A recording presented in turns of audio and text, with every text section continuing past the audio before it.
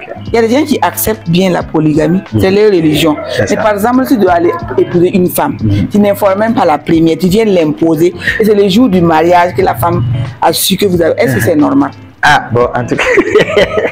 Donc, selon vous? Bon, en tout cas. Mais il n'est pas pourtant qualifié de pervers. Non, c'est pas parce qu'il a fait ça. Malgré qu'il a fait du mal à la femme. Non, c'est pas ça. Donc, ça dépend du niveau. Ça dépend du niveau. Si c'est répété. C'est pas ça. C'est la religion qui permet de prendre une deuxième femme. C'est ça. Je pense qu'avant tout mariage. Mais la femme va dire qu'elle est la main. Non, peut-être qu'il y a des clauses qui ont été signées dès le départ. Et la femme était d'accord. Par exemple, quand tu passes signer à la mairie, la polygamie, tu dois t'attendre à ce que ton mari un jour à l'autre. Voilà. Mais par exemple, il y a des gens qui signent la monogamie. Mais ils vont imposer. Bon, ils vont pas amener à la maison, mais c'est comme si... Avec des maîtresses en point fini dehors. Non seulement ils ne cachent pas, les maîtresses, ils ne cachent pas. Ça veut dire que ça devient fatigant, quoi. Tu ne caches pas, tu découches, tu sors, tu viens à l'heure que tu veux. Bon, tu fais venir à la maison, même il y a certains qui font venir à la maison la nourriture de leur maîtresse. Waouh. Oui, ça existe. Sciemment fait. Oui, ils amènent. Pour qu'elle souffre seulement. Voilà.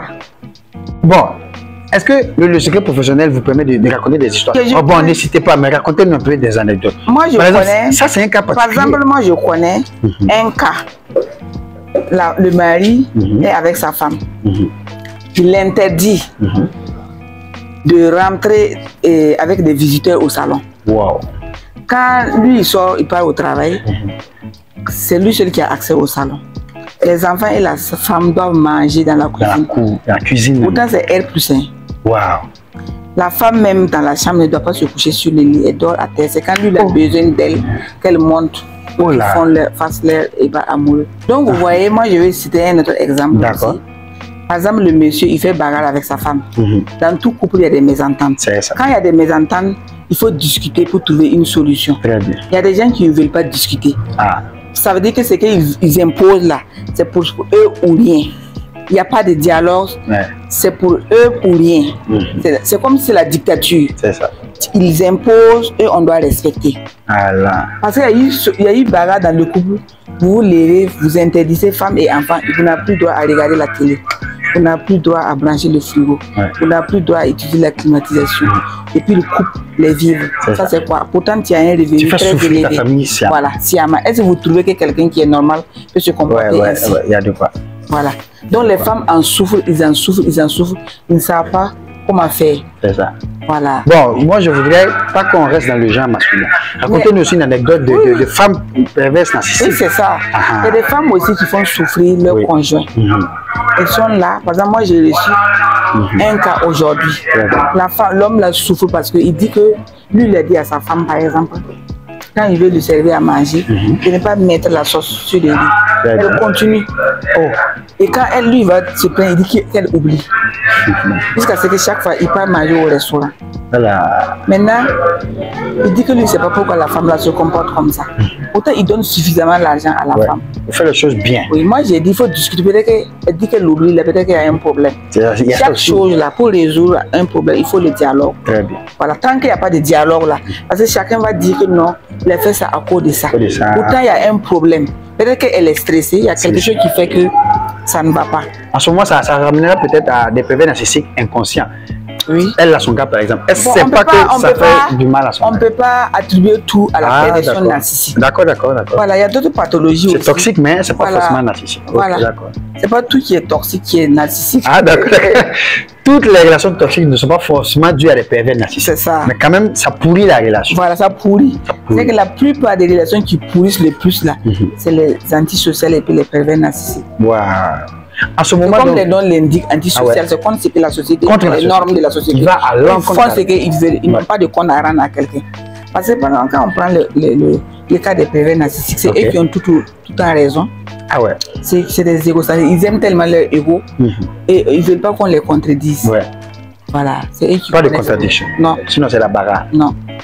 Quand ils imposent leur idée et quand ils te font du mal, ils vont tourner là et puis faire la faute l'avoir retombé sur toi. Ils vont se victimiser. Pourtant, c'est eux qui ont créé le problème. Ah ouais. Bon, là j'ai envie d'accuser les hommes. Ils sont forts dans ça. Mais les femmes aussi, il y a des femmes aussi. La plupart, ils sont des manipulateurs. Manipulateurs, merci pour voilà. Ils sont des vont manipuler et puis ça va retourner contre toi. Et cet homme te demande pardon, pourtant tu avais raison. Par exemple, il y a des hommes pervers narcissiques ou des femmes, ils vont tromper leur partenaire. Ils vont dire que non, c'est parce que tu as fait ça qui m'a amené à te tromper. Voilà. Vous trouvez ça normal? Non, non. Voilà. Justifie leur infidélité. Voilà. Non, là, autant l'infidélité, moi je pense que c'est pas une chose, hein. C'est un choix. C'est un choix actuellement. Oui. Parce que tu Parce que voulais. nous ne sommes pas des animaux. Si on décide de ne pas être infidèle, on le peut. Si, ils font ça pour. Parce que la plupart même des gens qui sont comme ça, bon, ils aiment patauger de gauche à droite. Vous savez pourquoi? Parce que le fait qu'ils n'ont pas eu assez d'affection, ils recherchent ça à travers plusieurs partenaires. Ils trouvent que ça, c'est pas suffisant. Voilà. Ça va encore pas de l'affection. Plus la femme donne, plus ils en réclament. La femme donne. Ils vont vider leur énergie positive et puis après, tu deviens un vide affectif. Oh là là. Voilà. En ce moment, madame, en tant que spécialiste, on aimerait que vous nous parliez des conséquences qui peuvent découler de cette situation. Un monsieur qui fatigue, ou une femme qui est assez perverse, et tout ça. Quelles peuvent être les conséquences sur leurs compagnons? Les conséquences sont énormes. Parce que il y a l'angoisse qui est là. Chaque fois que tu te demandes quand il va venir ou quand elle va venir, elle va me reprocher de quoi?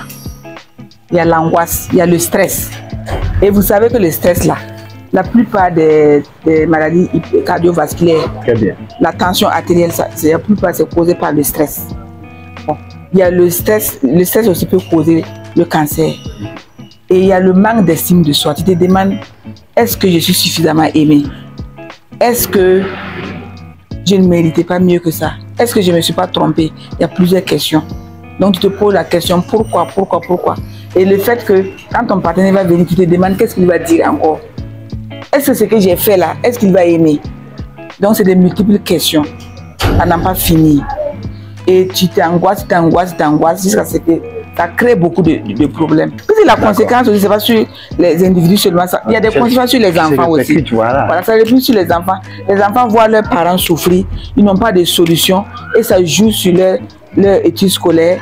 Il y a d'autres enfants même qui deviennent des bandits, qui prennent la drogue pour pouvoir dormir parce que leurs parents passent leur temps à se battre, à se bagarrer.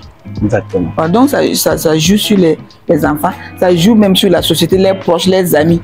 Parce qu'ils ne savent pas comment faire pour intervenir. Les maladies cardiovasculaires, comme vous avez dit, ces conséquences de manque d'éducation vis-à-vis des enfants qui ne font plus confiance à leurs parents parce que tout le temps c'est la bagarre et tout ça. Et peut-être même la famille aussi. Ça peut jouer sur la belle famille du monsieur ou de madame. Deux familles, les voisins. Les voisins, oui. Imaginez les couples. Devenez amers. Voilà, ils passent leur temps à faire la bagarre. Il y a des cris. Les voisins vont venir séparer.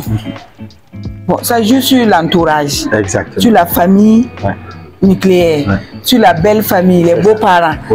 Il arrive souvent, mais les gens ne veulent même plus fréquenter ces familles-là parce qu'il n'y a pas la paix. Il n'y a pas de communication. Et parlant d'estime de soi, si c'est dans le cas peut-être de la femme, par exemple, la femme va se sentir pas belle du tout, va plus prendre soin d'elle parce qu'il n'y a plus d'estime, il n'y a plus de considération de son compagnon. Puis la plupart de ces personnes-là, ils n'ouvrent pas la bouche pour complimenter. Quand ils ouvrent la bouche là, c'est pour des reproches. C'est pour des reproches. Quand tu fais quelque chose qui est bien, on ne voit pas ça. C'est ce qui est mal. Donc elle se demande, ou bien il se demande, bon, est-ce que ça vaut la peine encore de faire des efforts? Puisque je fais des efforts et puis il n'y a pas de solution. C'est pas du tout simple. Mais en ce moment, quelles pourraient être les solutions pour les deux cas? C'est-à-dire que le pervers narcissique ou bien lui qui toxine, ou bien comment on dit, lui qui met le noir, la négativité dans la relation, quelle peut être une solution pour ce gars-là s'il est malade, comment on le prend en charge? Ou aussi, même pour les victimes, comment on peut trouver des solutions pour ces victimes-là, dans les deux cas? Bon, pour les relations toxiques-là, moi je pense que toute solution là, c'est la communication. Il faut essayer la base, c'est le dialogue. Très bien. Chacun n'a qu'à dire ce qui va et ce qui ne va pas. Mais il arrive souvent que le dialogue là, on ne peut pas. Le dialogue devient inexistant ou bien impossible.